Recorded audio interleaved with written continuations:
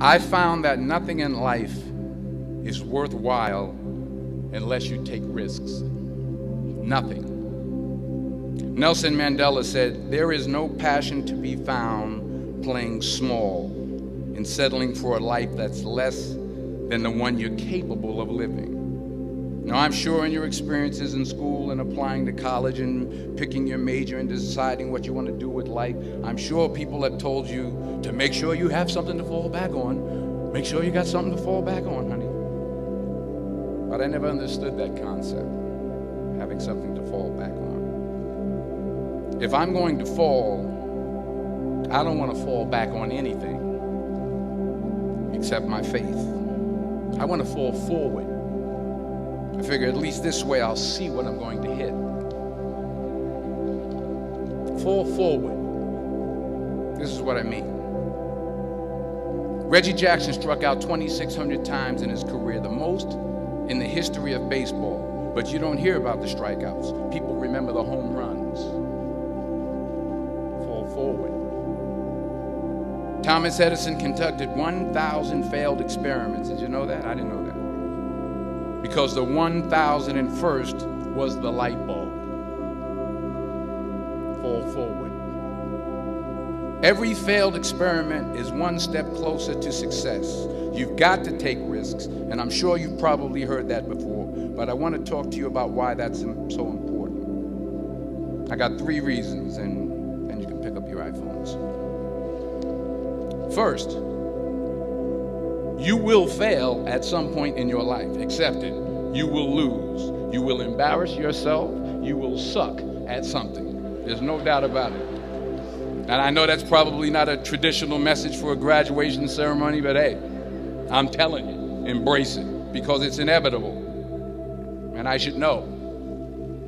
In the acting business, you fail all the time. Early on in my career, I auditioned for a part in a Broadway musical. Perfect role for me, I thought, except for the fact that I can't sing. So I'm in the wings, I'm about to go on stage, but the guy in front of me, he's singing like Pavarotti, and I'm just shrinking, I'm getting smaller and smaller. So they say, "Oh, thank you very much, and you'll be hearing from us." So I come out with my little sheet music, and it was Just My Imagination by the Temptations. That's what I came up with. So I hand it to the accompanist, and she looks at it and looks at me and looks out at the director and was like, "All right."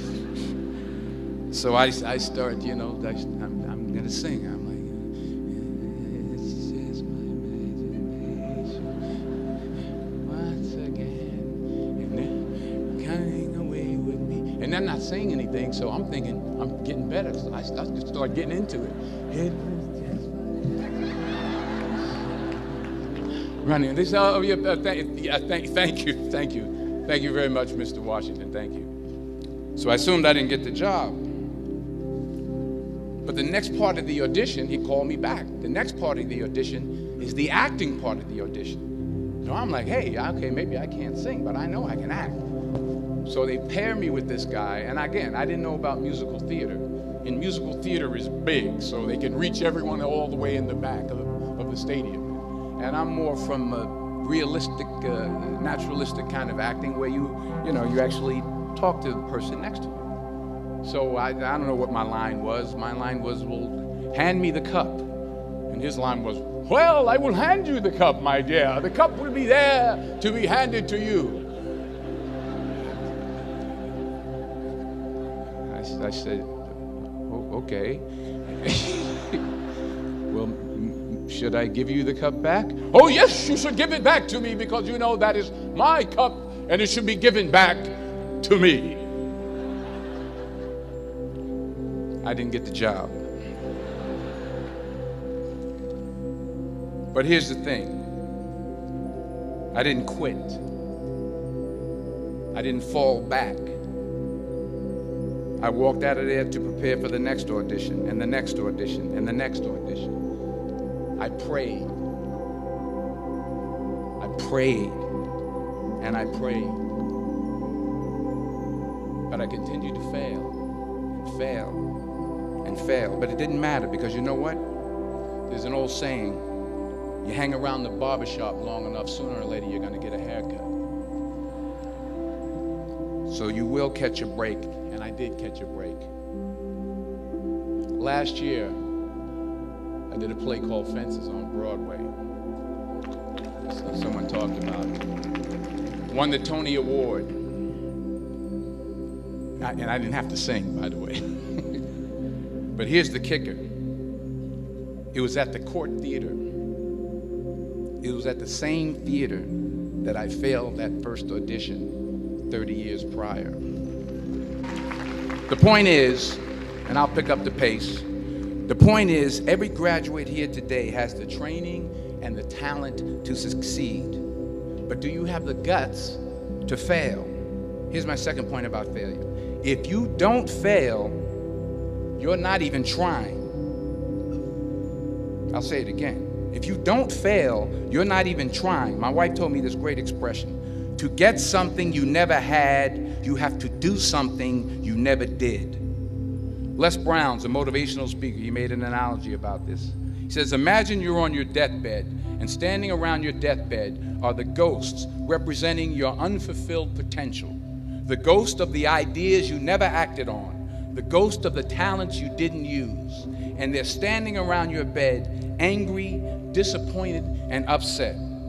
They say, we came to you because you could have brought us to life, they say. And now we have to go to the grave together. So I ask you today, how many ghosts are going to be around your bed when your time comes?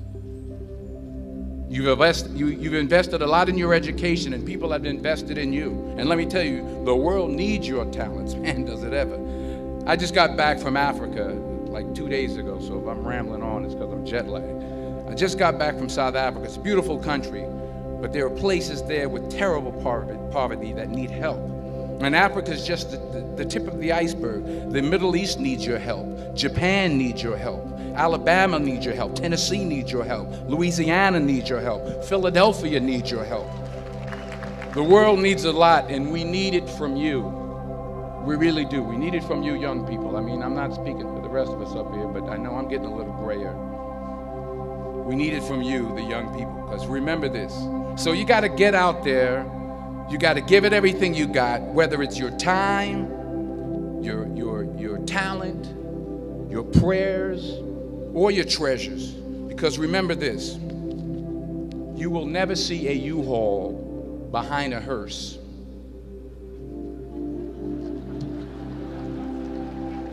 I'll say it again. You will never see a U-Haul behind a hearse. You can't take it with you. The Egyptians tried it, and all they got was robbed. So the question is, what are you going to do with what you have? I'm not talking about how much you have. Some of you are business majors, some of you are theologians, nurses, sociologists. Some of you have money, some of you have patience, some of you have kindness, some of you have love, some of you have the gift of long suffering. Whatever it is, whatever your gift is, what are you going to do with what you have? All right, now here's my last point about failure. Sometimes it's the best way to figure out where you're going. Your life will never be a straight path. I began at Fordham University as a pre-med student.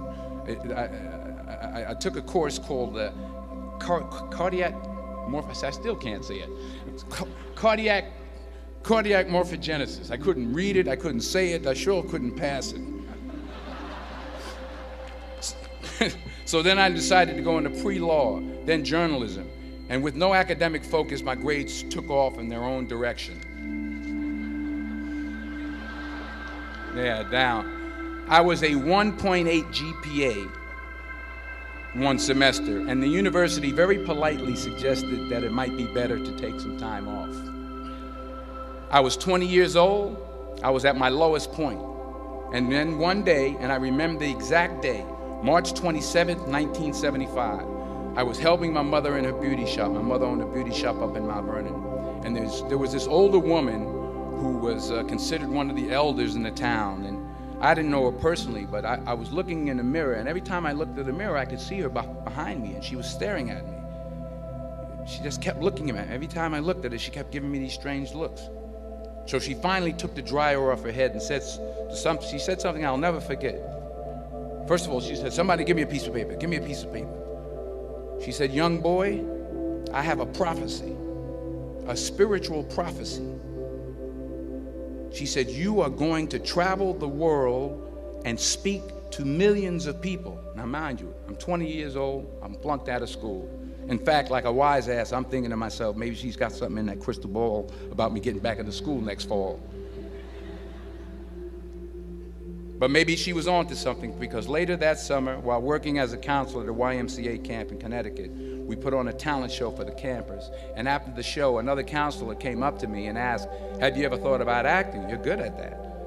So when I got back to Fordham that fall, I got in and I changed my major once again for the last time. And in the years that followed, just as that woman prophesied, I have traveled the world and I have spoken to millions of people through my movies. Millions who up till this day couldn't see me, who up till this day I couldn't see while I was talking to them, and they couldn't see me. They could only see the movie. They couldn't see the real me. But I see you today, and I'm encouraged by what I see, and I'm strengthened by what I see, and I love what I see. Let me conclude with this one final point, and actually the president kind of brought it up. It has to do with the movie Philadelphia. She stole my material. Many years ago, I did this movie called Philadelphia. We filmed some of the scenes right here on campus. Philadelphia came out in 1993. Most of you were probably still in diapers. Some of the professors too. But that cracked me up. But it was a good movie. Rent it on Netflix. It's a good movie. Rent it. I get 23 cents every time you rent it. Please, rent it. True. Parents up there, rent it. Netflix, please. Tell your friends too. It's about a man played by Tom Hanks who's fired from his law firm because he has AIDS. He wants to sue the firm, but no one's willing to represent him until a homophobic ambulance chaser lawyer, played by yours truly, takes on the case. In a way, if you watch the movie, you'll see everything I'm talking about today. You'll see what I mean about taking risk or being willing to fail. Because taking risk is not just about going for a job.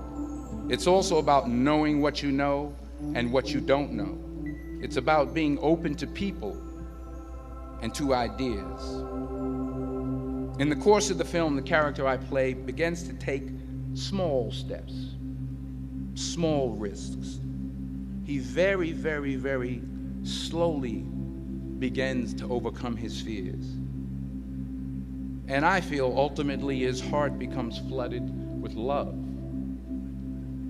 And I can't think of a better message as we send you off today.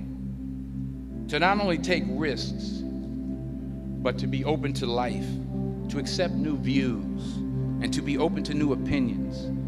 To be willing to speak at a commencement at one of the best universities in the country, even though you're scared stiff. While it may be frightening, it will also be rewarding. Because the chances you take, the people you meet, the people you love, the faith that you have, that's what's going to define you. So members of the class of 2011, this is your mission. When you leave the friendly confines of Philly, never be discouraged. Never hold back. Give everything you got. And when you fall throughout life, and maybe even tonight after a few many glasses of champagne, remember this: fall forward.